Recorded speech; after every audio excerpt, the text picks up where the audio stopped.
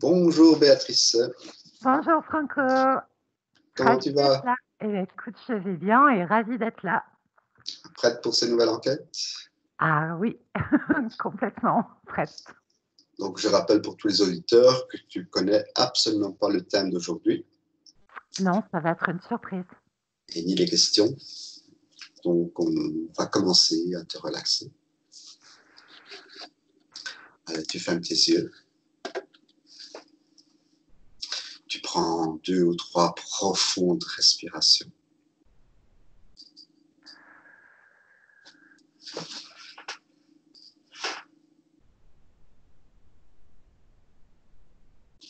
C'est ça, relaxe-toi.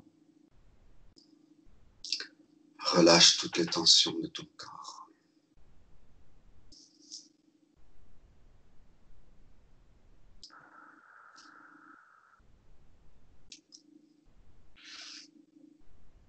Et maintenant, je vais faire un décompte de 10 à 1. Et à chaque palier, ton corps se relâchera de plus en plus profondément.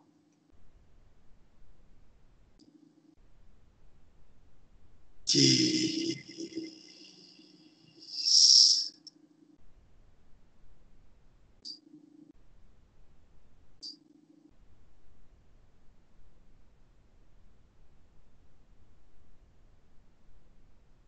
9,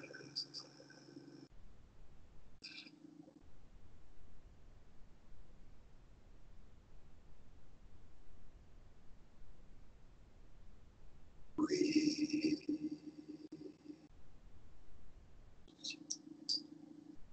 Ressens ton corps se relaxer, se relâcher et devenir de plus en plus haut. C'est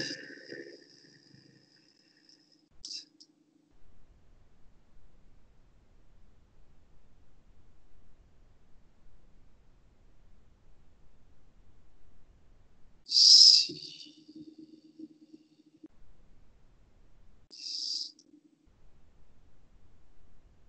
toujours plus en profondeur.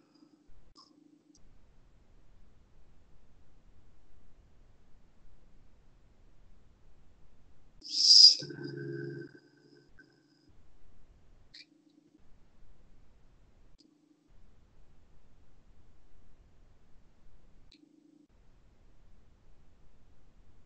4,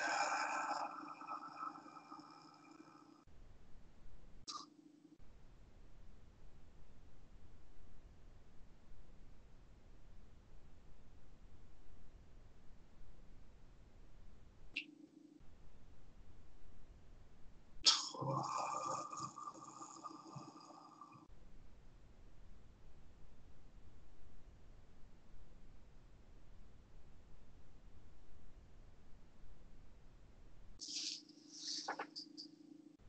2,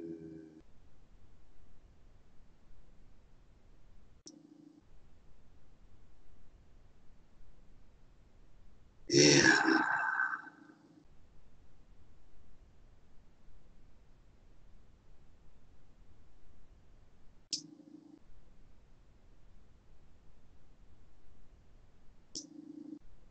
Et maintenant, je vais compter de 1 à 3. Et à 3, tu seras parfaitement connecté pour cette nouvelle enquête. 1,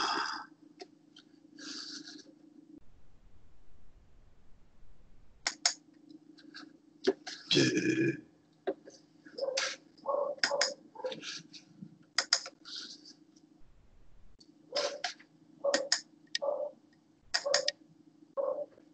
et 3.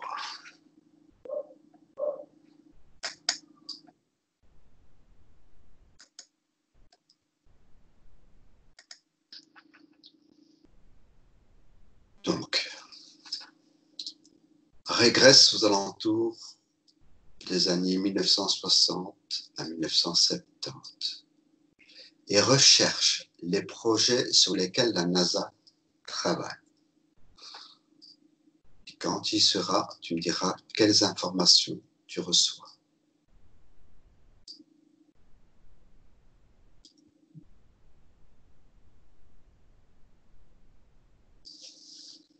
Donc, je suis dans un sas très lumineux. C'est blanc, il y a beaucoup de lumière. C'est la lumière, mais de la lumière artificielle. Mhm. Et avant qu'on commence, pendant ton décompte, j'avais au niveau des tempes, ici, là, toute cette partie-là qui bougeait comme ça, comme si j'avais un casque, comme si on m'avait mis un casque et mes tempes bougeaient toutes seules.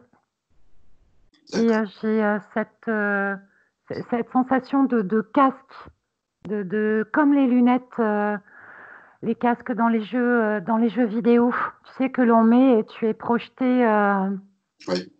dans la scène. Et ben donc j'ai cette pièce, cette espèce de sas, et j'ai cette sensation voilà, de lunettes, de casque virtuel, comme quelque chose de virtuel. Et pour l'instant, C'est tout ce que tu viens. oui, c'est tout ce que je peux percevoir et ressentir. J'ai pas d'oppression. Je suis là, je regarde. Je suis dans cette pièce, je regarde, et il n'y a pas de fenêtre, il n'y a pas de porte. J'ai cette notion de sas. Beaucoup de lumière et blanc. Parfait. Qui travaille sur ces projets?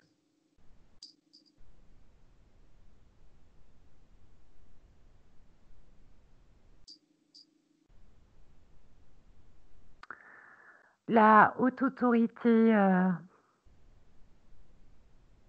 je vois des hommes en costume, mais pas costume, comment dire, en uniforme.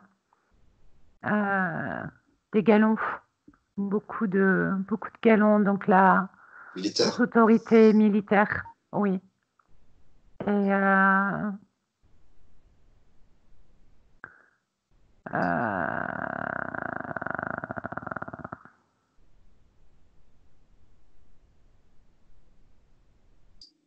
oui, c'est la haute autorité militaire. Pour l'instant, c'est Tu ne vois que des militaires?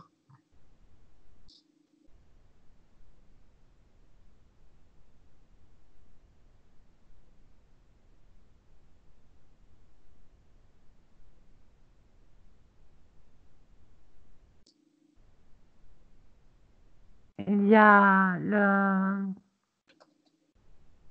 je vois le Capitole.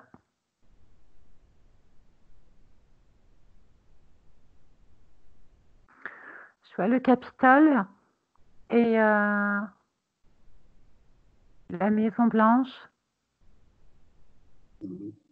Il y a un rapport avec le gouvernement là-bas. Et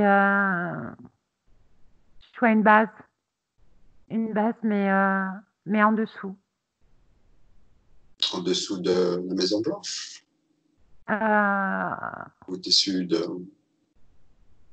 Tu peux préciser ce que tu... Au-dessous de quoi? alors ça se mélange, il y a comme un grand désert. Mhm. Il y a un grand désert et il y a une base dessous. Et il y a le Capitole, il y a la Maison Blanche. Il y a Et je vois le mot information et ça circule. Et ça, il y a plus cette notion de Capitole au niveau des informations. Bien. Est-ce que tu visualises des projets ou programmes spatiaux qui n'ont pas été officialisés?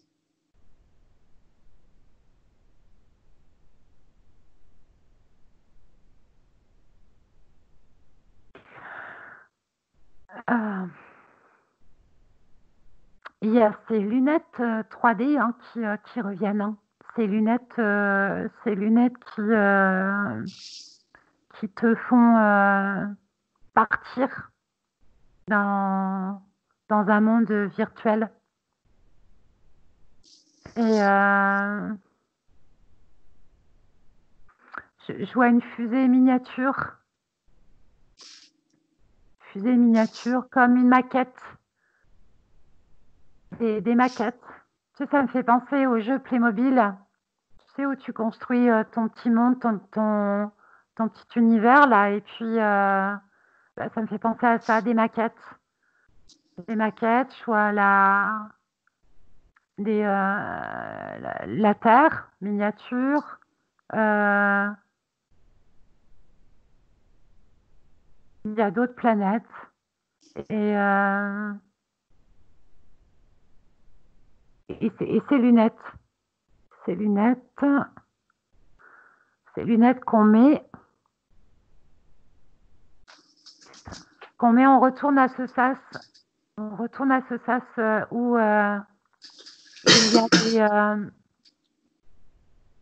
il y a deux hommes qui sont allongés. C'est blanc, très lumineux.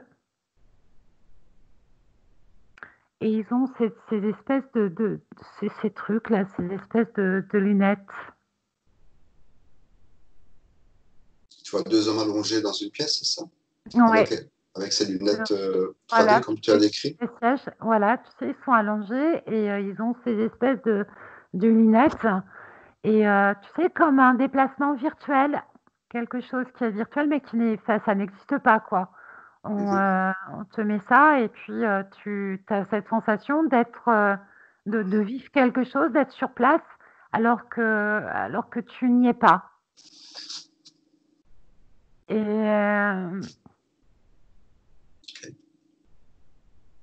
Donc ta réponse à la question, c'est oui. oui, Pourquoi n'ont-ils pas été officialisés? parce qu'il y a autre chose. Peux-tu m'en dire plus? Oui, il y a autre chose.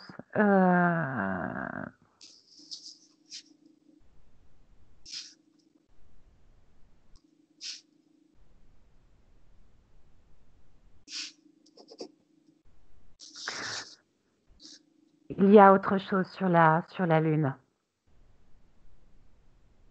Il y a autre chose sur la Lune. Et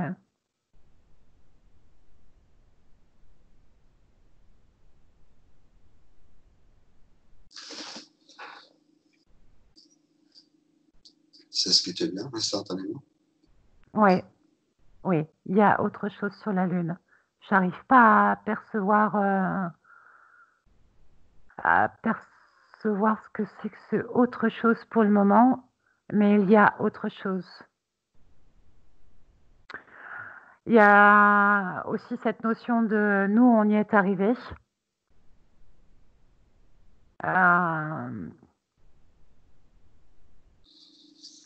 Apparemment, c'était un moment charnière pour, euh, pour redonner confiance au peuple, à la population. Euh, Redonner confiance au peuple, leur montrer que au niveau technologie, on était capable de. Mais c'est le mot. Alors, je vois un mot voyage et un gros non. Non. Et je vois donc la Lune et où c'est interdit. Interdit, interdit, d'y aller. il y a autre chose sur cette lune.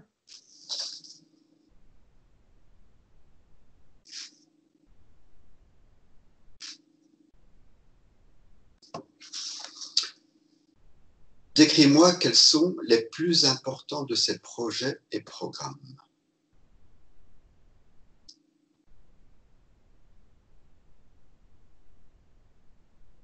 Développer le monde virtuel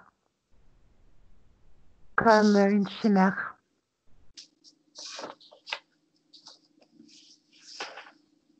Ça crée tu sais, une satisfaction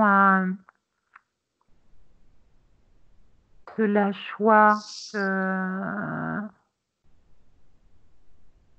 c'est endormir la pensée. Et toi, quand je te disais, je suis toute molle, j'ai l'impression que mon corps, tu sais, il devient tout flasque, tout.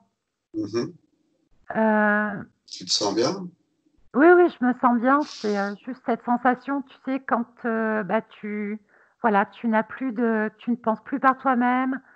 Il y a une sorte de créer une dépendance à ce monde virtuel. Et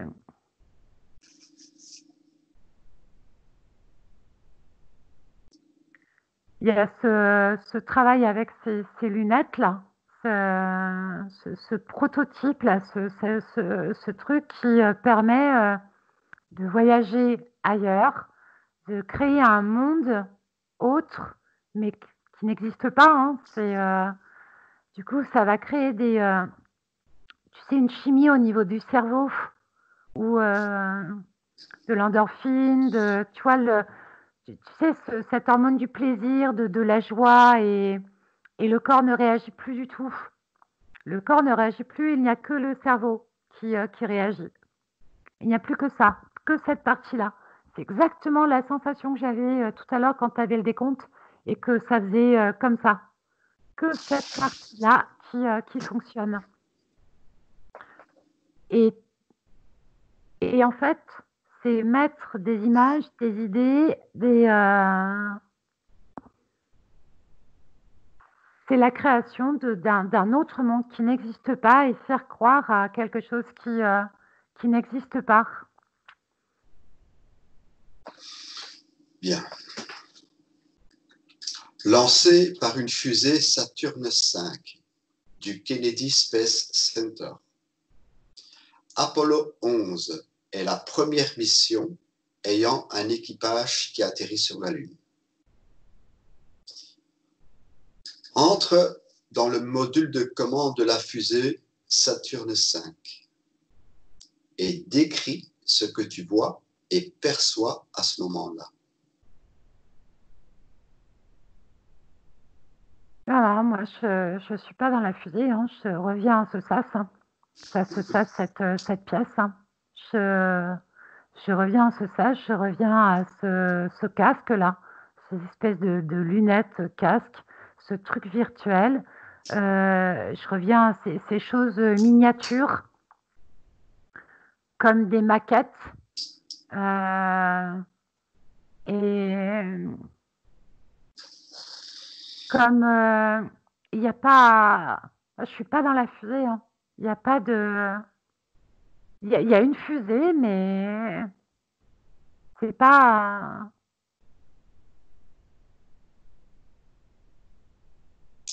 elle n'est pas allée sur la Lune, quoi. Enfin, il n'y a pas de Lune, il y a pas de voyage sur la Lune. Je suis dans ce sas très lumineux, il y a beaucoup de lumière. Il y a ces deux hommes allongés, il y a ces casques-là, et il y a une fusée qui part, mais il n'y a pas. C'est une fusée, il y a rien dedans, quoi.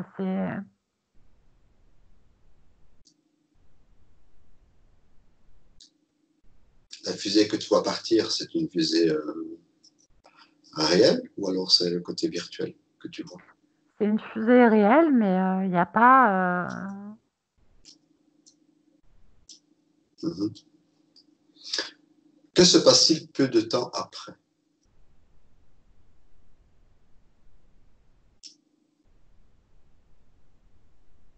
Peu de temps après l'envol de cette fusée ou après cette mission? Après l'envol de cette fusée.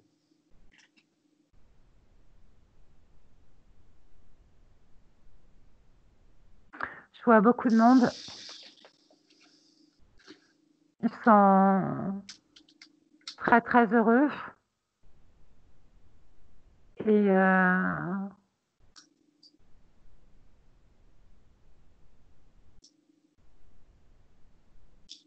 très heureux d'avoir vu cette fusée s'envoler. Et à côté de ça, j'ai cette image de ces deux corps, ces deux corps, ces deux hommes là, ces deux corps allongés sur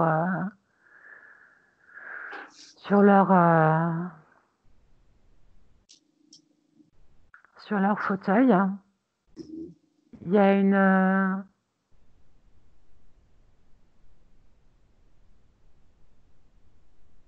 dislocation de la fusée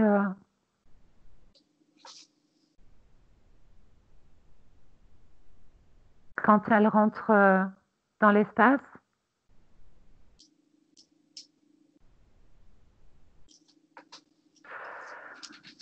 Et puis c'est tout, il y a rien en fait. Il n'y a rien de... Tu me dis qu'il y a une fusée Il y a une fusée qui part, et tu ne mais peux pas rentrer dedans, dans ce module de commande? non, parce qu'il n'y a pas, enfin pour moi, il n'y a pas de... Mhm. Il n'y a pas, il y a pas de module de commande, c'est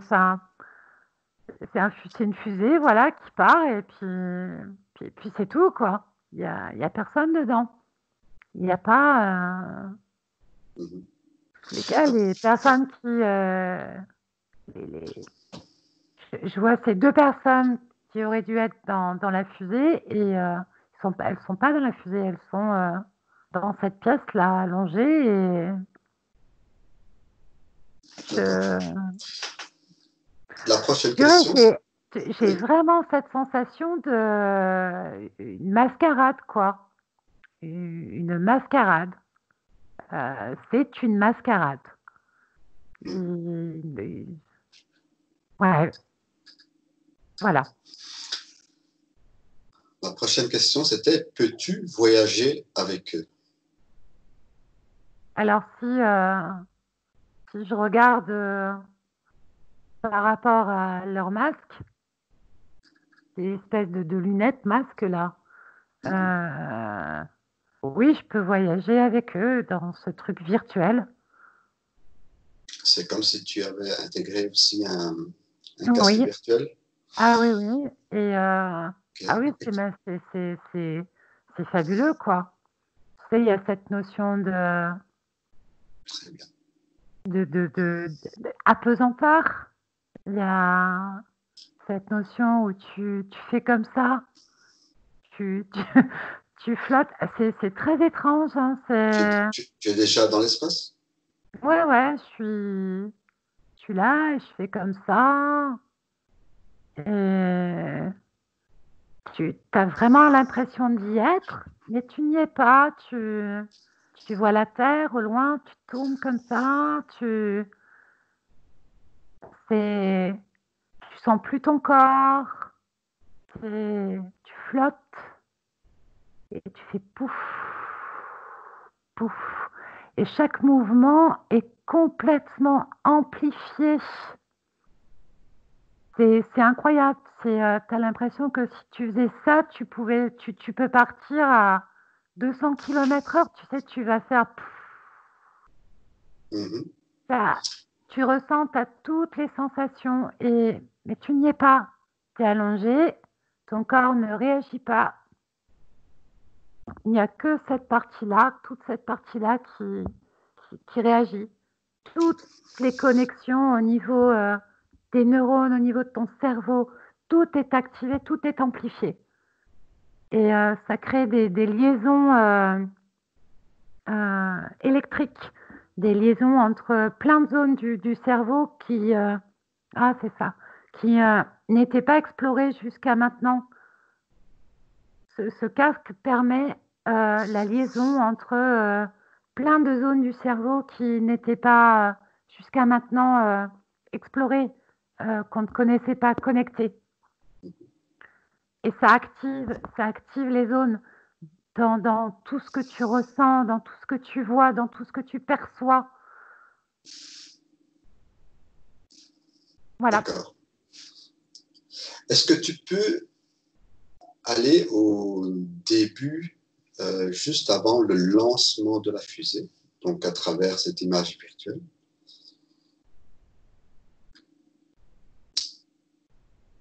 Et est-ce que tu pourrais me décrire les sensations, les émotions que tu as au moment du départ de la fusée? Si c'est deux personnes que tu vois... Comme ça. C'est comme ça. Il y a beaucoup de stress, beaucoup de stress, aussi de mélanger à, tu sais, de l'appréhension, mais aussi beaucoup de joie parce qu'on est les premiers. On est les premiers, on va faire quelque chose d'extraordinaire. Et Tu es dans ce module de commande virtuel avec ces virtuel, oui. avec ces deux personnes que tu as? Oui. Ok. Et Alors, je vais compter de 5 à 1 et tu vas te préparer à vivre cet instant-là en me décrivant quelles sont tes perceptions sensorielles. Prête? 5, 4, 3, 2 et 1.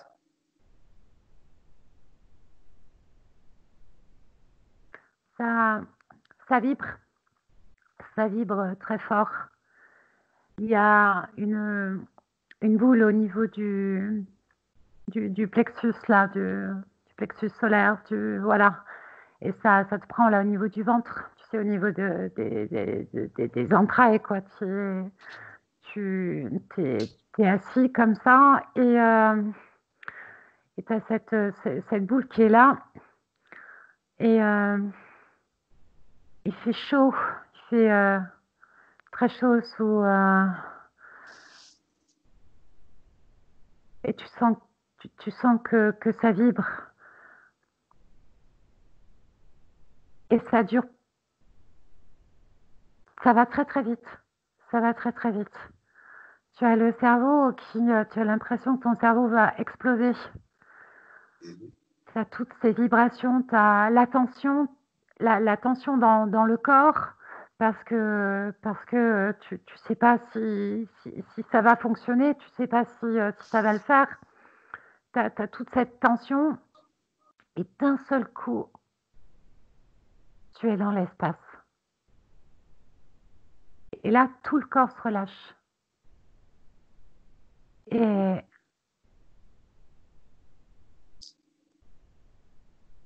là, c'est bien. Tu regardes, tu vois la terre et il n'y a plus de bruit. Il y a cette notion de silence.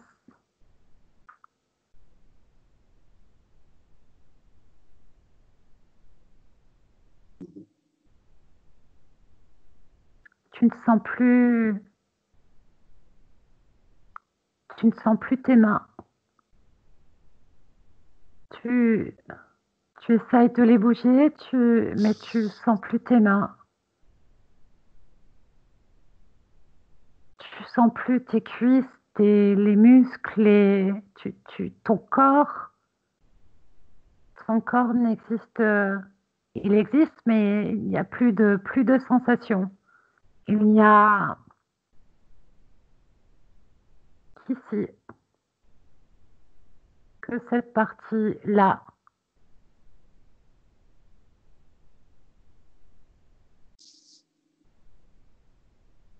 Perçois-tu autre chose?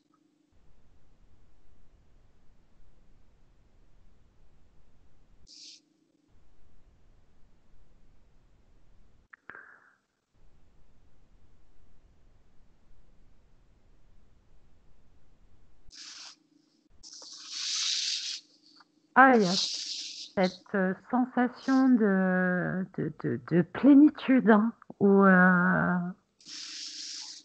tu n'as plus de préoccupation, plus aucune préoccupation, plus aucune pensée.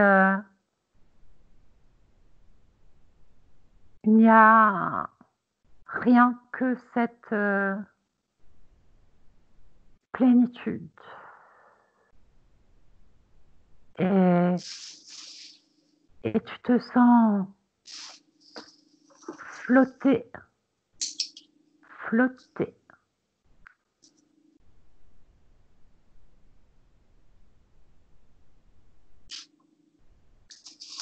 Voilà. Très, très bien, En Béatrice. plus, j'ai vraiment la sensation de flotter, Ok. de flotter, et que voilà, il n'y a que mon cerveau qui réagit, et tout le reste n'est.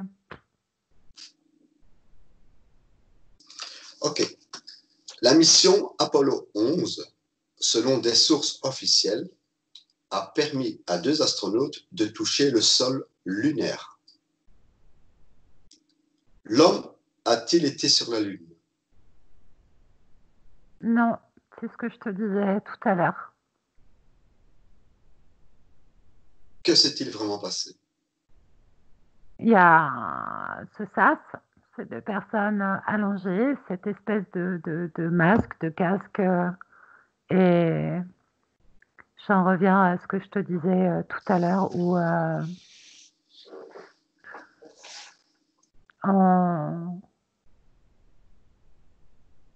ces expériences sur le cerveau, sur ces images que l'on crée, qui recréent des sensations, qui recréent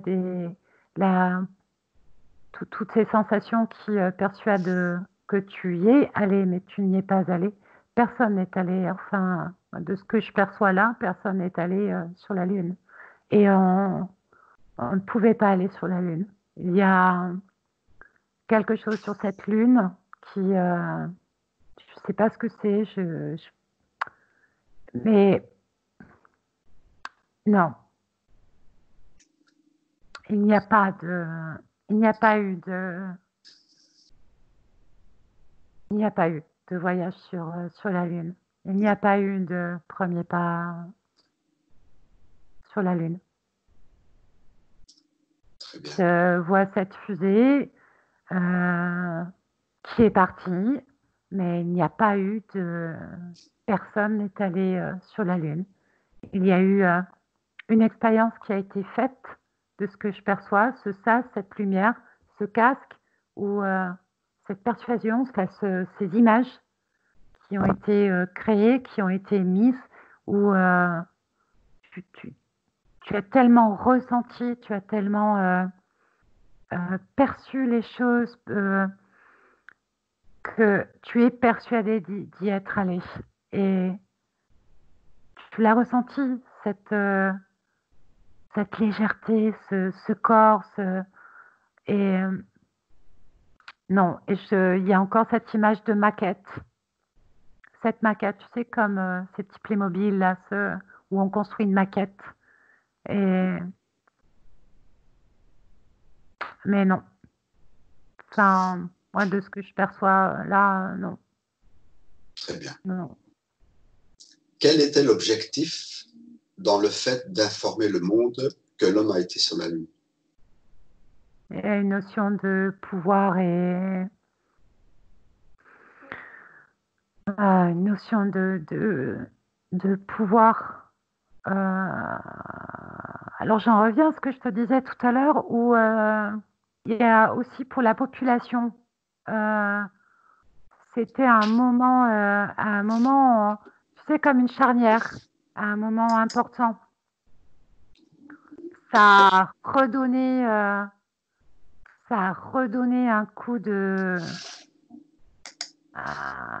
comment est-ce qu'on dit, un coup de peps. Un- je vois l'économie qui repart, je vois l'industrie qui repart. C'était lié aussi, en tous les cas, pour le peuple américain. C'était lié aussi à ça, où ce truc de dire nous, on y est arrivé et on redonne un coup sur toute l'industrie. Euh,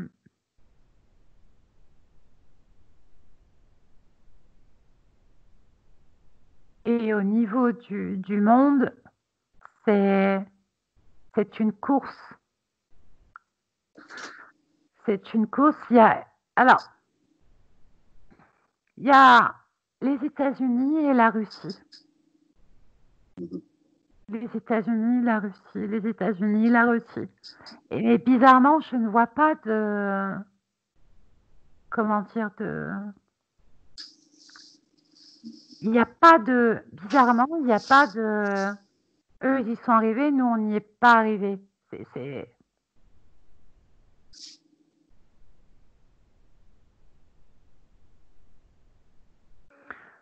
comme s'il y avait des recherches, des recherches similaires, parce que je vois cette image de deux choses qui se collent l'une à l'autre.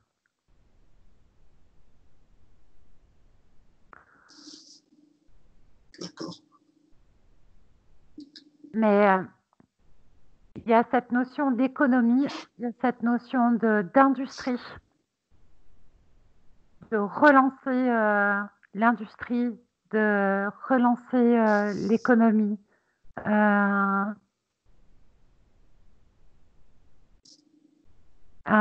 C'était un moment très important. Je ne sais pas si j'ai répondu à ta question. Oui, c'est très clair, c'est très clair. Qui ou quoi voulait que cela se produise?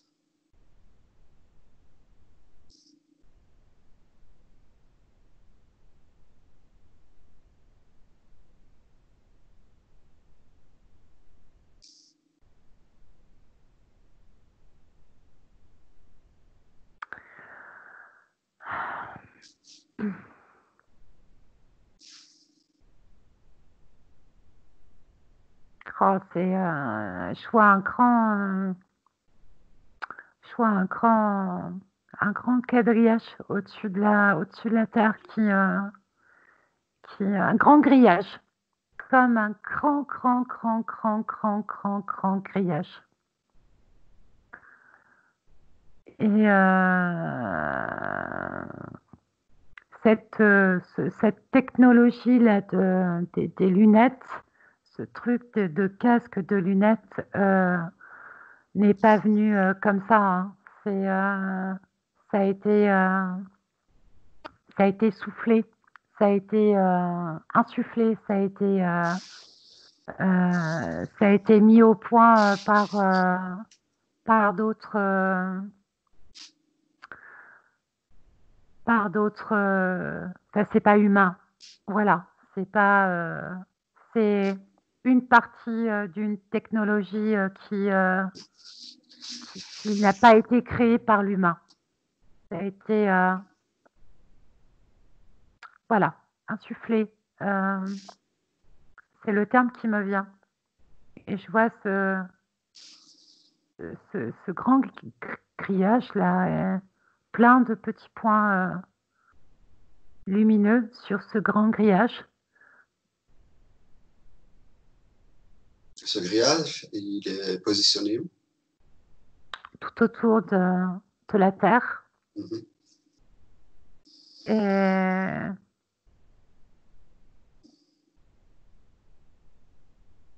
Ok. Tu avais autre chose?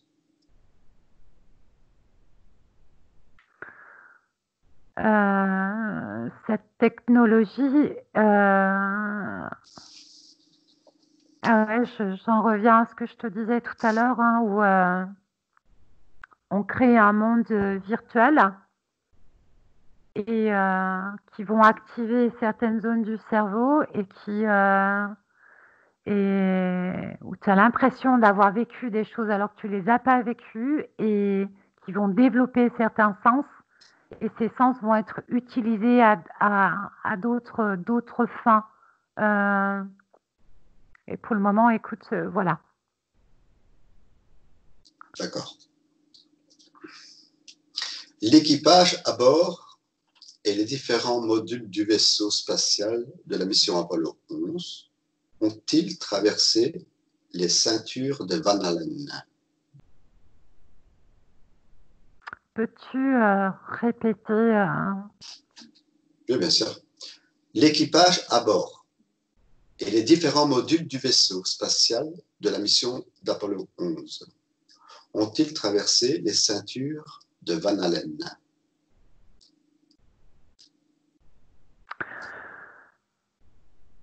On me remet ce grillage, enfin on me remet, je revois ce grillage, enfin quand je dis on, voilà, je revois ce grillage, Oui. ce quadrillage, ce grillage là avec tout Mhm. autour de la Terre et, et c'est comme si on, de toute façon, ne pouvait pas aller plus loin que ce grillage. C'est D'accord. Ce grillage, pour toi, tu le ressens comme cette ceinture qu'on appelle la ceinture de Van Allen?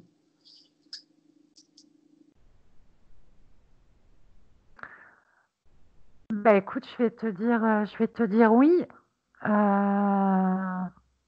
parce que à ce moment-là précis, Mhm. D'accord. Donc, la réponse à cette question, elle ne peut pas passer cette cri magnétique que tu vois, c'est ça? oui, oui, oui, c'est ça. Alors, ma prochaine question, c'est où orbitaient les modules avec l'équipage?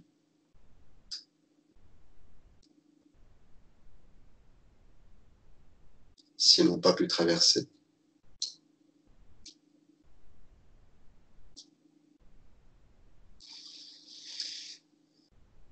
Je reviens à ce sas, hein. Il y a cette fusée qui part, voilà, mais c'est une fusée, quoi. Enfin, pour moi, il y a personne.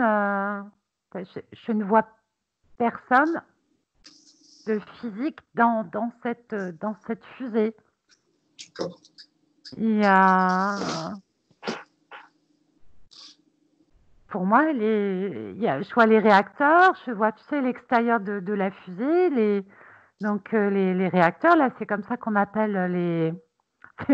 J'y connais rien en plus. Tu sais, les trucs qui mettent. Oui, c'est ça, les réacteurs. Je vois la fusée, mais je ne perçois rien de vivant dedans. D'accord. C'est clair. Parfait. La mission Apollo 11 est celle propice au débarquement lunaire. Y a-t-il une raison ésotérique liée au nom Apollo et au nombre 11? Ouais, alors quand tu as dit le nombre 11, j'ai reçu une décharge au niveau du cerveau, comme si ce truc-là, cette décharge me scindait le cerveau en deux. Mhm. Euh,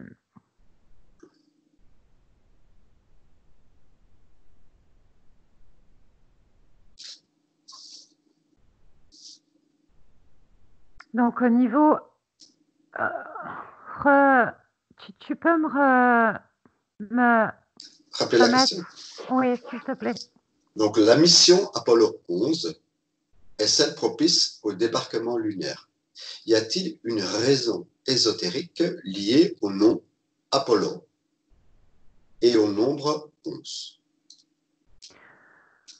Alors, le nombre 11, il est relié au niveau du cerveau. J'ai cette image du cerveau scindé en deux et pour moi, il y a une résonance avec ce casque-là. Ah oui, puis ça fait mal à la tête. Enfin, moi, il me donne mal à la tête, ce chiffre. Le chiffre 11, c'est... il y a quelque chose tu sais, qui te rentre à l'intérieur, qui te rentre à l'intérieur du cerveau, qui va manipuler ces deux hémisphères. Je vois, tu sais, le cerveau, les deux hémisphères, le droit, le gauche, et ça fait ça comme ça. Ça donne très très mal à la tête. C'est pas du tout agréable. Euh, et le terme Apollo, c'est ça? Apollo, oui. Apollo.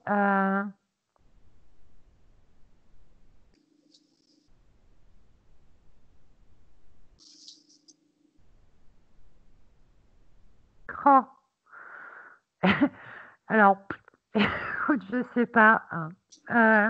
J'ai Dis vu ce que tu veux. des anges arriver.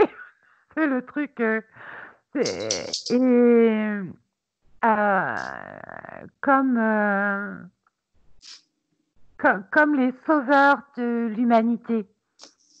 Tu vois, c'est les sauveurs de l'humanité. Alors que non, pas du tout. C'est, ouais, les sauveurs de l'humanité.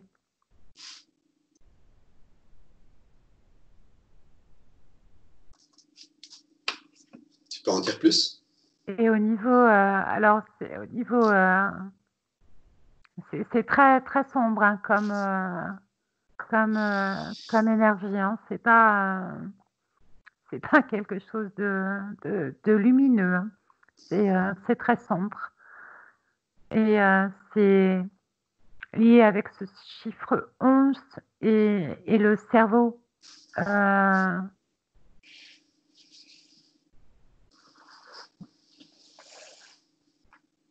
et au niveau ésotérique, il y a encore cette grille qui revient, là, ce grillage qui revient, et il y a une manipulation, une grosse, grosse manipulation.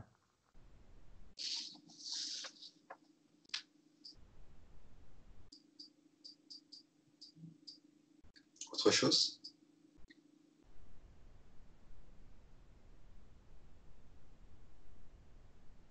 Non, Bien.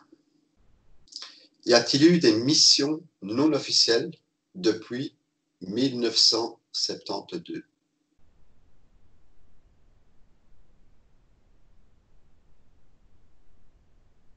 alors tu vois, tout à l'heure, je t'ai parlé de Oui. cette maquette de la Terre, et je voyais plein d'autres planètes.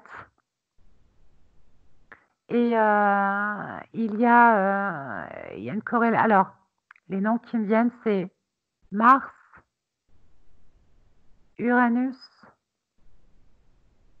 Mars, Uranus.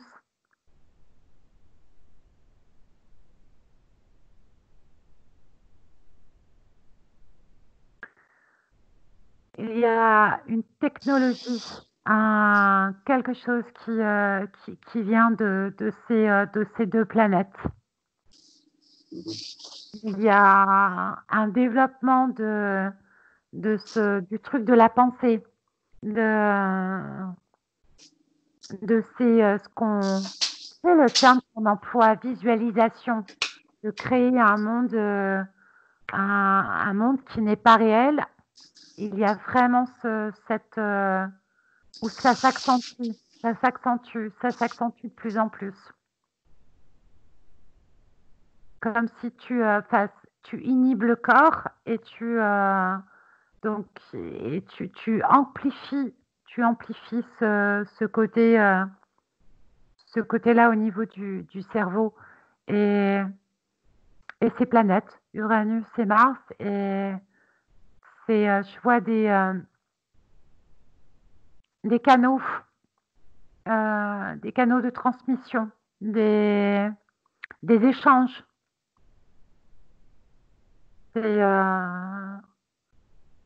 Voilà, tu sais, comme ouais, des échanges, quoi, des informations qui transitent.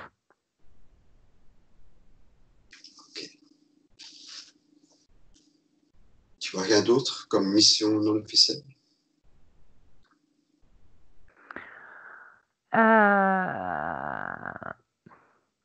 Non, je n'ai pas.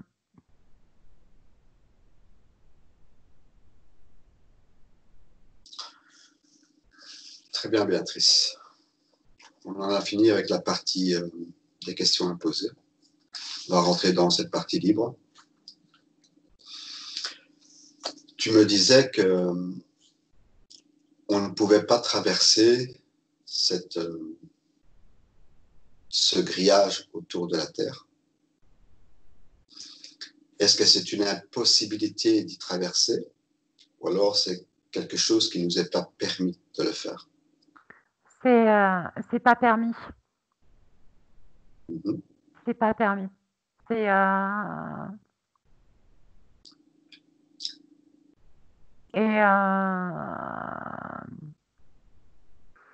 et j'ai encore, tu vois, cette image des gradés de militaires où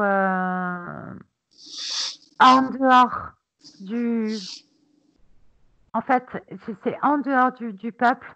Tout le monde sait que il y a un accord voilà, où on ne peut pas faire plus que ça. Pourquoi est-ce que ce n'est pas permis? Et par Euh, qui ces permissions ont-elles refusées? par euh, euh, j'ai l'image de la planète Mars et la planète Saturne et d'autres entités qui vivent là-bas. Mais ça dérange pas plus que ça en fait. Hein. C'est pas quelque chose qui est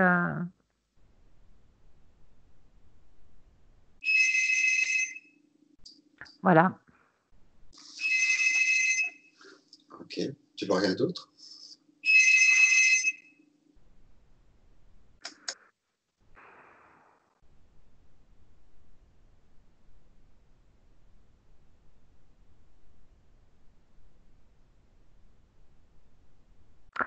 Il, il y a des opérations qui sont faites sous couvert et qui ne seront pas accessibles au public, qui ne seront pas accessibles au peuple.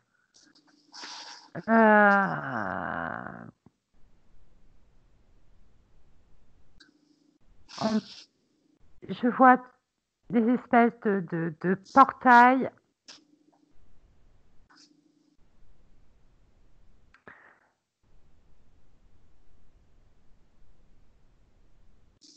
mais je sais pas.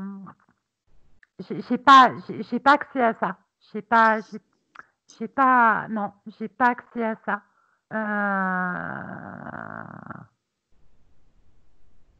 C'est comme si, ouais, c'est comme si on voulait pas que je vois plus que ça. Bien. Tu me parlais tout à l'heure que sur la Lune, il y avait autre chose. Ouais. Est-ce que tu peux m'en dire plus? Euh, oui, je vois des espèces de, tu sais, de trucs qui rampent là. Euh, Qui rampe, c'est ça? hmm, euh, à l'intérieur. À l'intérieur de la Lune? Oui, des galeries,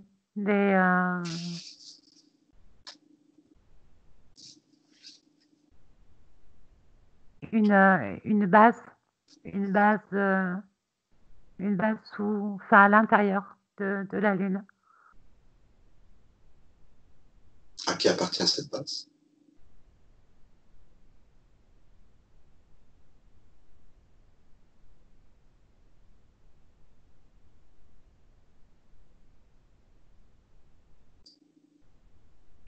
Il y a ces espèces de gros vers, mais ce sont pas eux qui sont, eux, ils sont là pour euh,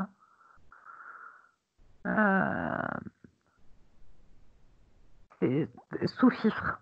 Voilà, ils sont euh, sous fifre comme, tu sais, comme des gardiens, comme des gardiens. Euh, et ce que je vois, c'est tout, enfin les reptiloïdes.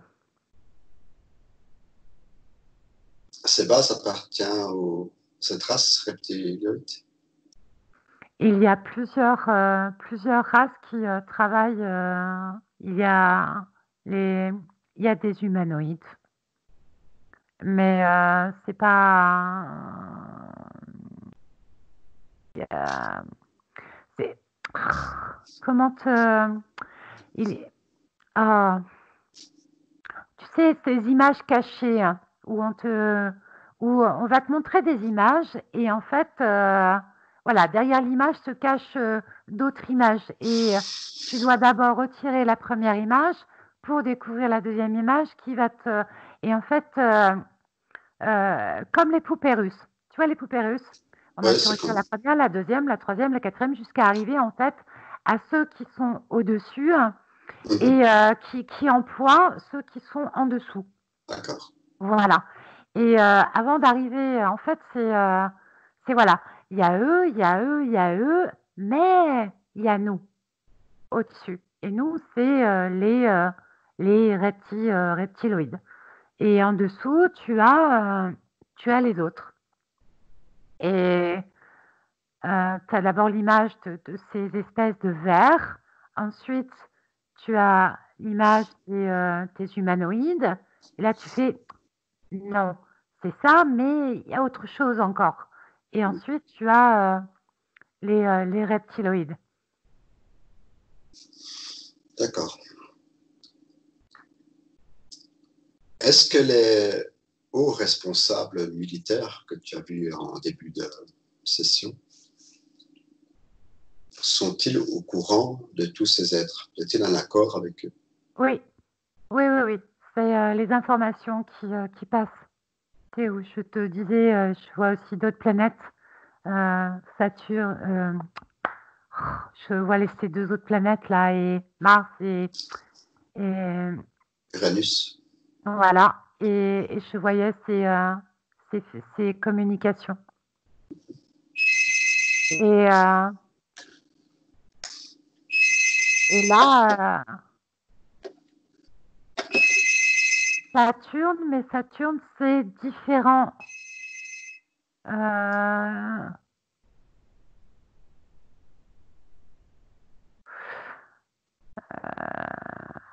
Saturne, c'est comme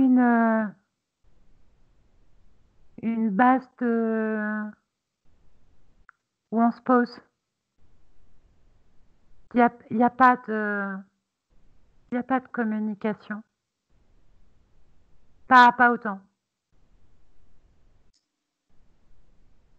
Ok. Est-ce qu'il y a déjà eu des êtres humains provenant de la Terre qui ont pu accéder à d'autres planètes du système solaire, comme Mars ou Uranus, en accord avec ces extraterrestres?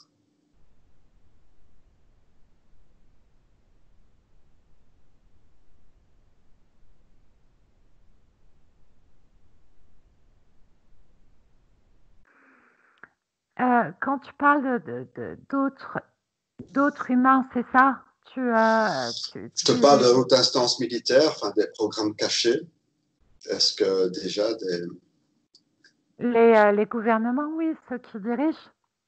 Oui, il y a les militaires, mais il y a aussi les gouvernements. Et c'est pour ça que je voyais tout à l'heure la Russie et les États-Unis, tu sais, comme deux choses qui se collent, qui s'assemblent. comme s'ils étaient en accord tous les deux? Voilà, c'est ça, oui. Oui, Et oui, ils ont oui. pu déjà aller sur d'autres planètes, comme la planète Mars? Est-ce que certaines personnes ont pu aller se Et rendre sur cette planète? là, T'as de l'information? non, je n'ai aucune. Alors, c'est du C'est style, bloqué? ouais, ah ouais. Je vois les échanges, tu sais, de Mhm. communication, ces faisceaux-là de communication, voilà. Mais là, c'est comme si j'allais trop loin. Euh, ouais, comme si j'allais trop loin et on me dit,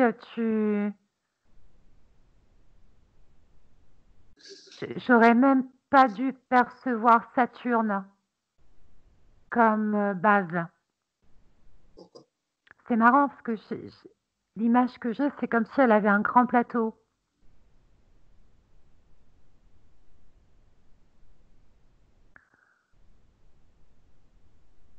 Pourquoi Saturne n'est pas accessible? Je n'ai pas plus, j'ai pas plus d'infos là-dessus.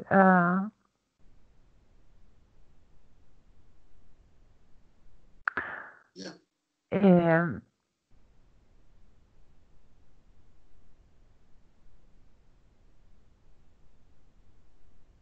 ouais, j'ai pas plus d'infos. Ok. Mm. Retourne au moment où tu vois ces deux personnes sur la table avec ce casque virtuel. Mm. Est-ce que ces deux personnes étaient les fameux astronautes, les premiers hommes, soi-disant, qui ont marché sur la Lune? C'est ce que je perçois, oui. Est-ce que ces deux personnes étaient de connivence avec les hautes instances pour leurrer le peuple et Non, faire croire? non, non, non. Alors Non. là, c'est non.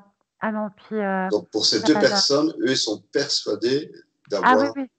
Oui, c'est ce que je te disais par rapport au masque où tu es persuadé d'y être allé. Ces deux personnes étaient persuadées d'avoir fait ce voyage. Donc ils sont persuadés d'avoir décollé et ils sont persuadés également d'avoir atterri sur Terre. D'avoir eu toutes ces sensations, oui, d'avoir eu tout ce qu'elles ont pu ressentir, euh, oui. Ok.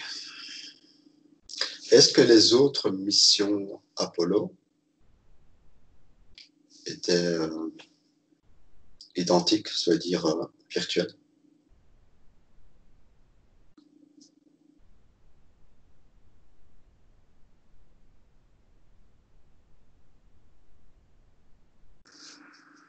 Celles qui, il y a il y a des choses qui, ils n'ont montré au peuple que que ce qu'il voulait montrer. Et oh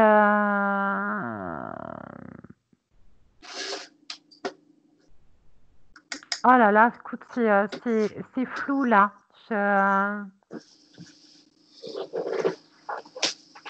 C'est flou, je peux pas t'en dire, voilà, je peux pas t'en dire plus. C'est la seule information, c'est qu'ils ont montré que ce qu'ils voulaient montrer. Ok, parfait, Béatrice. Je pense qu'il est temps maintenant de revenir. Tu vas te déconnecter de tout et de tous, de toutes les fréquences, de toutes les dimensions.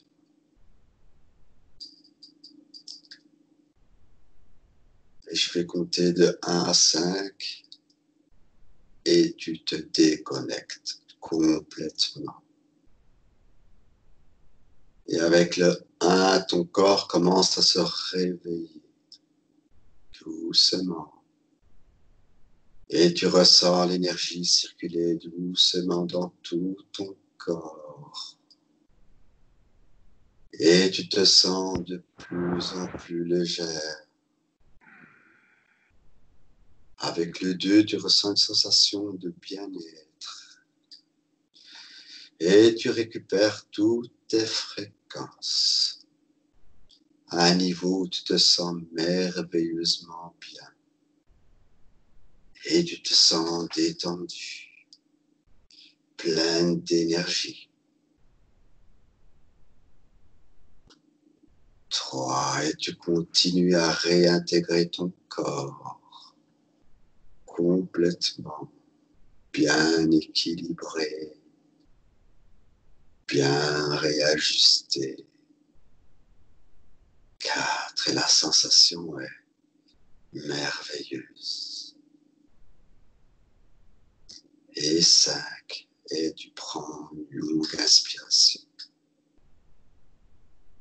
Et tu ouvres tes yeux.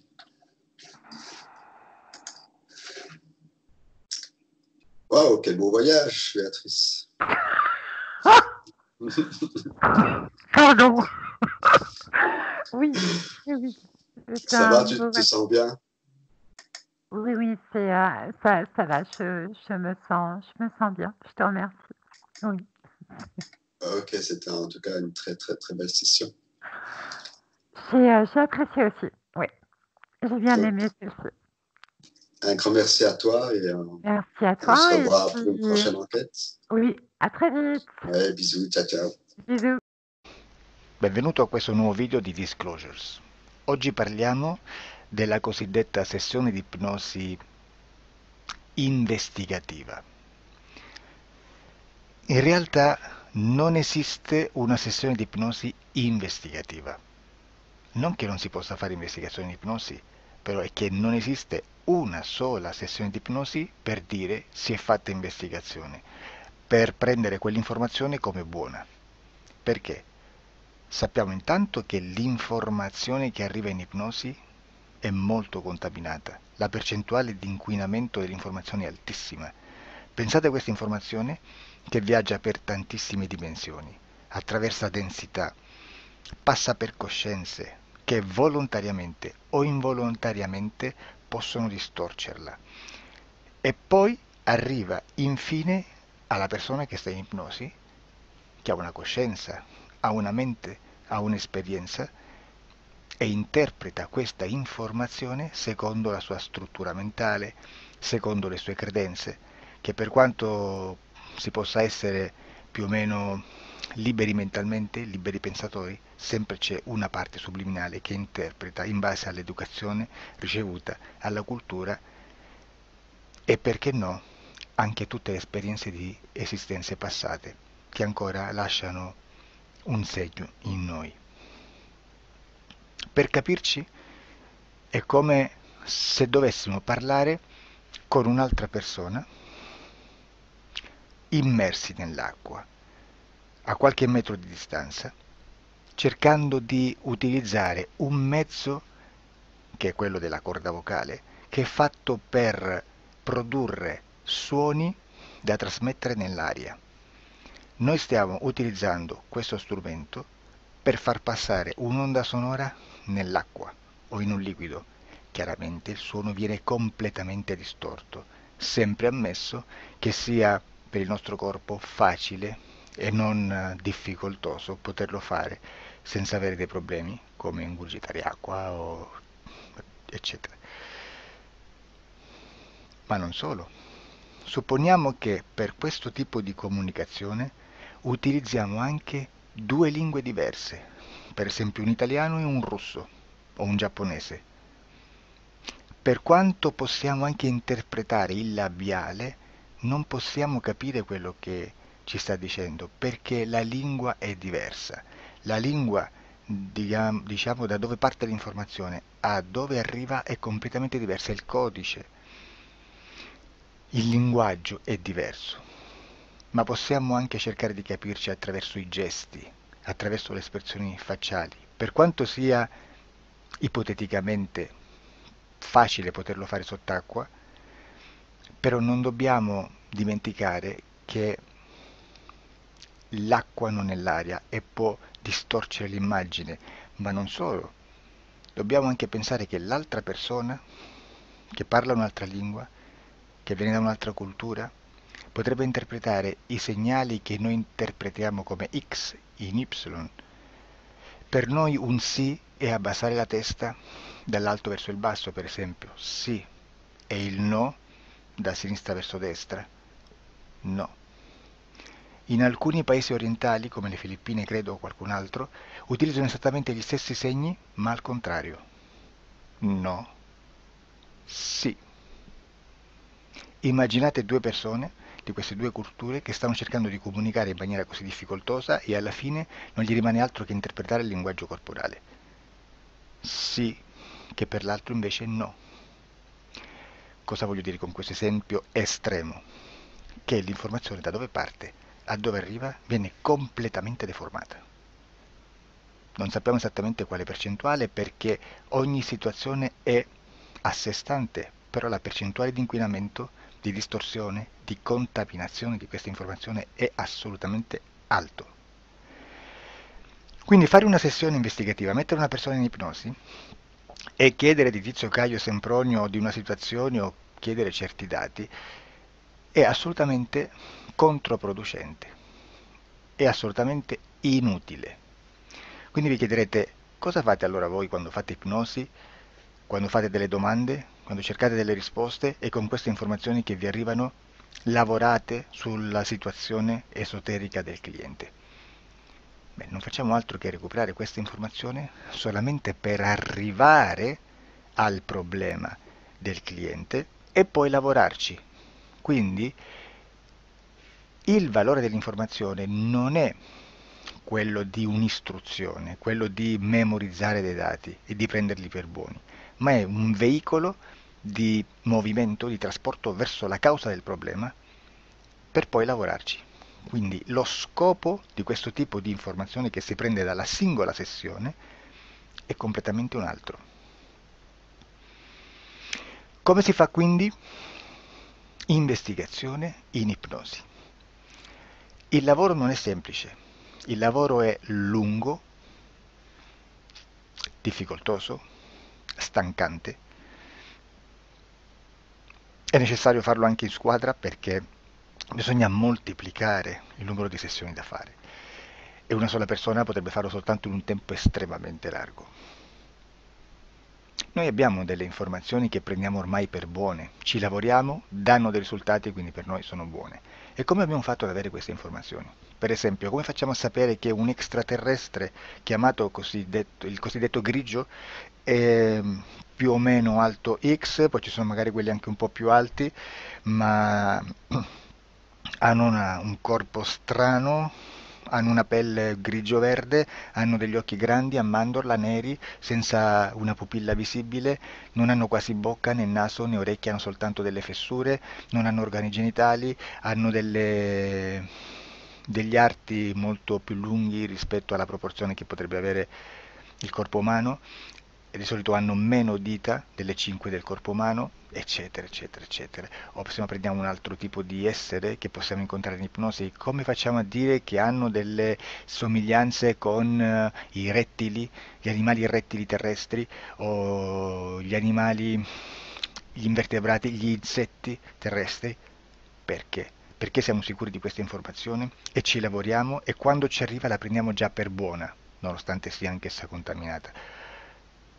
Perché queste informazioni sono arrivate da tantissime sessioni, fatte da tantissime persone, con tantissime altre persone sotto ipnosi, e che nel contesto di tutto il lavoro gli uni non sapevano degli altri. Questo dato può essere più o meno rilevante, sempre c'è contaminazione, e quindi possiamo prendere per buono anche un gruppo di lavoro dove l'uno possa sapere dell'altro. Ci potrebbe essere una contaminazione del contesto di quel gruppo di lavoro, ma si aggiunge semplicemente una piccola percentuale di questa contaminazione a già la grande che esiste. Non è così impossibile lavorarci. Da tutte queste sessioni, da questo grande numero di sessioni, migliaia, diciamo migliaia, noi prendiamo solamente quell'informazione che è uguale a tutte, che è in comune a tutte, o a quasi, perché magari qualcuna ci potrebbe essere niente in comune per una fortissima contaminazione, perché no?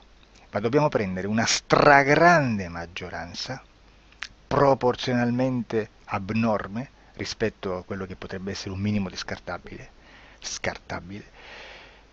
e lì possiamo prendere per buona questa informazione. Quindi se noi su 10.000 persone diverse, con operatori anche diversi, in cui in ogni sessione vediamo un essere che più o meno ha le stesse caratteristiche del grigio o dell'insettoide, a forma di mantide religiosa, o il rettile a forma di lucertola, per esempio, di serpente o di quello che sia, o se vediamo il pianeta Marte più o meno di colore rosso, o se vediamo dei sotterranei eterici, non fisici, nel sottosuolo terrestre, soprattutto sotto le grandi città, dove c'è concentrato molto potere, molta energia di questo tipo, e che più ne hai più ne metta.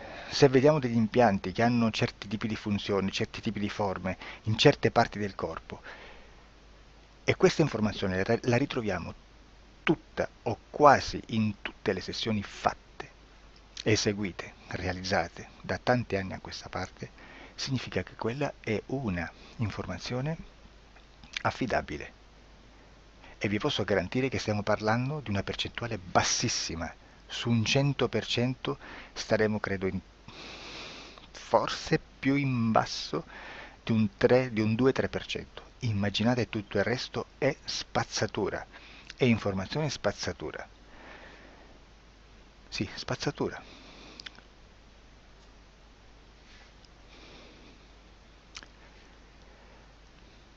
C'è anche un'altra cosa da dire. Supponiamo che un operatore faccia un'ipnosi e voglia andare a vedere cosa fa Tizio, cosa fa Caio, cosa fa Sempronio. Arrivano delle informazioni e si dice che Tizio è biondo, Caio è zoppo e Sempronio è uno sportivo. Intanto già abbiamo detto che una sessione soltanto non serve, d'accordo? Ma poi c'è da dire che una coscienza, un essere, in ambiente subliminale, la sua parte subliminale potrebbe non dare autorizzazione a questa fuoriuscita di informazioni. Mi potreste dire, e allora tu quando chiedi agli esseri cosa fanno, cosa non fanno? Beh, intanto la prendo sempre con le pinze, perché abbiamo sempre detto che tutto è molto contaminato e mi serve solo per dirigermi da una parte. Ma c'è anche da dire che se un essere interferisce con l'altro, ha aperto un canale di comunicazione a cui non può ovviare, a meno che non lo recida, non lo annulli. Quindi quando io faccio la domanda a un essere, se lo faccio attraverso l'interferito, mi arriva l'informazione per un canale aperto che sottostà alla volontà dell'interferito. Sulla volontà dell'interferito parleremo in un prossimo video disclosures. Però, se io voglio fare un'investigazione sopra Tizio, Caio e Sempronio che non hanno nessun collegamento, nessuna interazione e nessuna interferenza con il soggetto con cui io sto realizzando l'ipnosi, non è detto che mi arrivi questa informazione. Assolutamente. Potrebbe esserci completamente un muro. Come potrebbe esserci informazioni perché quell'altra parte potrebbe autorizzare comunque. Ma non è detto. E comunque quando ci arrivano informazioni, in una situazione di non interferenza o non interazione, non possiamo sapere esattamente se sono informazioni che ha autorizzato la parte subliminale dell'altra persona o dell'altro essere, o qualche altro essere, qualche altra entità furba, approfitta della situazione, osserva quello che sta succedendo, si mette in mezzo, si fa passare per l'altro e dà informazioni, ovviamente distorte, prima perché poi non è detto che debba conoscerle, e anche se fosse potrebbe manipolarle a sua volontà e a suo vantaggio. E quindi immaginate che situazione ridicola ci si viene a trovare, in quale situazione ridicola ci si viene a trovare in questi casi. Da qui si vede quando un operatore riesce a utilizzare l'informazione in ipnosi come per lavorare su un soggetto. Da qui l'osservatore attento delle sessioni di ipnosi riesce a capire se quell'ipnosi è un'ipnosi affidabile, un'ipnosi con un livello di informazione certa, con una alta percentuale di informazione certa. Non vi nascondo che in futuro potrei anche impostare un lavoro per decifrare che livello di certezza di informazione c'è in un'ipnosi, analizzandola e spiegando il perché, spiegando i meccanismi di analisi di un'informazione in ipnosi, che poi anche è molto istintivo. Supponiamo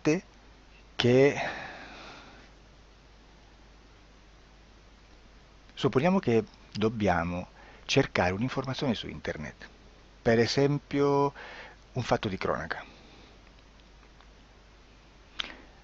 Voi preferite mettervi su un sito ufficiale? A caso. L'ANSA in Italia, ADN Kronos, qualche telegiornale che per quanto possano manipolare l'informazione ad alti livelli, comunque possiamo dare affidabile la fonte dell'informazione che viene trasmessa. Non possono trasmettere una bufala sicuramente. Verrà sicuramente manipolata ad altri livelli. Ne parleremo in altri video, ma a livello base la fonte è certa. Sicuramente non andrete a cercare questa informazione sul primo sito, il primo blog che vi passa davanti e magari ha 4 followers. Perché? Perché non vi dà nessuna garanzia della certezza della fonte. Non c'è un controllo né nella struttura interna di questa agenzia di informazione e né dal grande pubblico che per la quantità di persone che attingono quell'informazione si può dedurre se l'informazione è certa o meno, perché è un'informazione che passa in un pubblico così vasto che se ci dovesse essere una distorsione con la realtà è molto probabile che venga fuori. Credo che abbia detto quasi tutto sulle sessioni investigative. Prima di chiudere aggiungo che proprio per questo stiamo conducendo dei cicli di investigazione in ipnosi regressiva che comprendono tante sessioni con persone diverse, con una buona o eccellente suscettibilità ipnotica, sicuramente, per poter indagare su spazi ristretti su alcuni temi. Perché dico spazi ristretti? Perché se andiamo a prendere eventi grandi nel tempo, nello spazio, storici, parlare di qualcosa di molto generico implica una quantità di sessioni abnorme. Immaginate se dovessimo fare una sessione investigativa sui buchi neri, quanta informazione ci sarebbe e quante informazioni da filtrare. Sarebbe quasi impossibile farlo in questa maniera. Ma se noi riduciamo lo spazio di investigazione, se noi prendiamo per esempio, investighiamo sulla pedofilia nella Chiesa Cattolica, ecco, se già restringiamo il campo d'azione, è molto più facile che possiamo attingere informazioni affidabili, presuntamente affidabili, con un numero di sessioni sicuramente alte, ma ridotte rispetto ad altri tipi di sessioni molto più generiche, su temi molto più generici. Quindi per fare anche delle investigazioni su temi molto generici bisogna suddividerli in temi, in dettagli, per poi alla fine, quando tutta l'informazione è stata filtrata ed è stata dedotta l'informazione comune, si possono mettere insieme per cominciare a costruire il quadro, mettere insieme tutti i puzzles. Questo è il vero senso dell'informazione in ipnosi, quando si fa ipnosi investigativa. La sessione per risolvere una problematica, un problema, con una presunta origine esoterica di un cliente, di una persona, è un'altra cosa, sono altri metodi, altre tecniche e l'informazione si usa in un'altra maniera, ha un altro scopo. Grazie, ci vediamo al prossimo video. Disclosure. Ciao.